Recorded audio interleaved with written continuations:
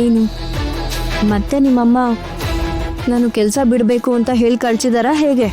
ನೀನು ಅಷ್ಟು ಈಸಿಯಾಗಿ ಡಿಸಿಷನ್ ತಗೊಳ್ಳಲ್ಲ ಅಂತ ಗೊತ್ತು ರಾಜಿ. ನೀನೇನು ಅಂತ ನಂಗೆ ಗೊತ್ತು, ನಿನ್ಗೇನ್ ಬೇಕು ಅಂತನೂ ನಂಗೆ ಗೊತ್ತು. ನಿನಗೆ ಕಷ್ಟ ಆಗೋಂಥದ್ನ ನಾನು ಮಾಡೋದಿಲ್ಲ. ನಿನಗೋಸ್ಕರ ಊಟ ತಂದಿದ್ದೀನಿ. ಊಟನಾ?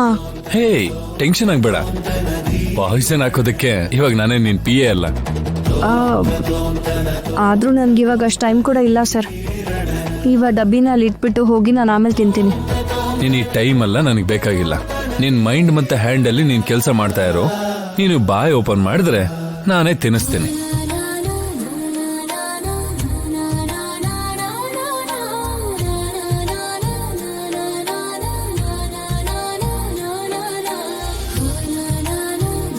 ಏನ್ ಹಾಗೆ ನೋಡ್ತಿದೀಯಾ?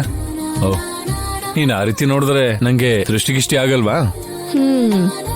ಶುರು ಮಾಡ್ಬಿಟ್ರಾ? ನನ್ನ ಹತ್ರ ಬರ್ತಿದ್ ಹಾಕಿ ನಮಗೆ ಬೇರೆ ಯೋಚನೆನೇ ಬರಲ್ವಾ? ರಾಜಿ, ಇದನ್ನ ರೊಮ್ಯಾನ್ಸ್ ಅಂತ ಯಾರು ಹೇಳಿದ್ದು?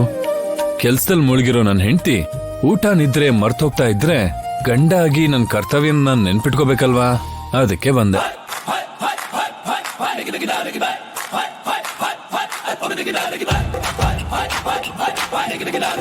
ಆ ದೇವಸ್ಥಾನ CCTV ಕ್ಯಾಮ್ರಾನ ವಿಷಯ ಆದ್ಮೇಲೆ ನೀನ್ ಎಲ್ಲ ಮರ್ತಿದ್ಯಾ ರಾಜಿ.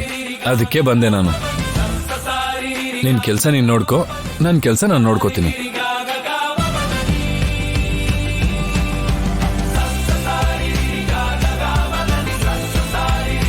ಸರ್, ನನ್ಗೆ ಹಸ್ವಾಗ್ತಿಲ್ಲ ಸರ್, ನಾನು ಆಮೇಲೆ ತಿಂತೀನಿ. ಏನ್ ಬೇಕಾದ್ರೂ ಬೇಡ ಅಂತ ಹೇಳ್ಬೋದು.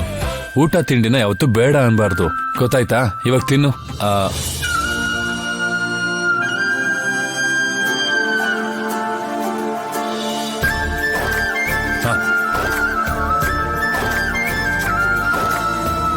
ರಾಜಿ, ನಿನ್ಗೆ ಈ ರೀತಿ ತಿನ್ನಿಸ್ತಾ ಇದ್ರೆ ನಂಗೆ ಏನ್ ಅನ್ಸುತ್ತೆ ಗೊತ್ತಾ? ಏನ್ ಅನಿಸ್ತಿದೆ ಸರ್? ಚಿಕ್ಕ ಮಗು ಹೋಮ್ವರ್ಕ್ ಮಾಡ್ತಾ ಇದ್ರೆ ನಾನು ನಿನ್ನ ಅಪ್ಪನ್ ತರ ನಿನಗೆ ಕೈ ತುತ್ತು ತಿನ್ಸಿದ್ ಫೀಲ್ ಆಗ್ತಾ ಇದೆ.